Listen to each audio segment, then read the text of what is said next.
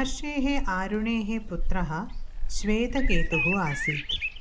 12 वर्षीयं तं पुत्रं पिता आरुणिः उवाच, हे श्वेतकेतो, गुरुं प्रति गच्छ अध्ययनार्थं। यतः सौम्य अस्मत्कुलीनः अनतीत्य न भवति इति। सः पुत्रः आचार्यमुपेत्य यावत् 24 वर्षः अभवत् तावत् सः सर्वान् वेदान् सार्थान् अधीत्य पितुः सकाशम् आगच्छत्। सः च सर्वश्रेष्ठः अहम् इति मन्यमानः उद्धतस्वभावः अभवत्। एवं भूतं पुत्रं दृष्ट्वा पिता आरुणिः उवाच, हे श्वेतकेतो, कः ते उपाध्यायात् अतिशयः प्राप्तः येन त्वं कुल अननुरूपम् उद्धतः असि?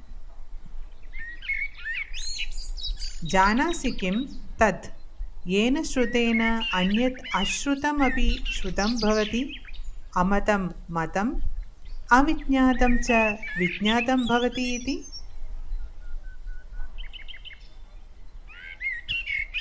एतत् अद्भुतं प्रश्नं श्रुत्वा पृच्छति, कथम् इति।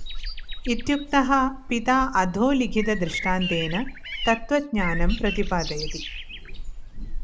श्वेतकेतो, न्यग्रोधफलम् आहर। इदं भगवन्, अत्र किं पश्यसि? अणुतराणि इमानि बीजानि।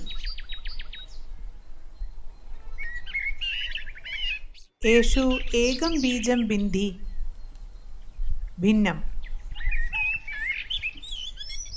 अत्र किं पश्यसि? न किञ्चन भगवन्।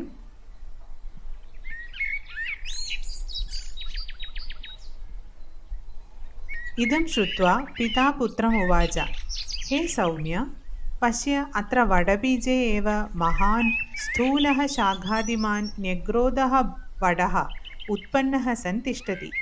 एवम् अनिम्नः स्थूलं जगत् उद्भवति।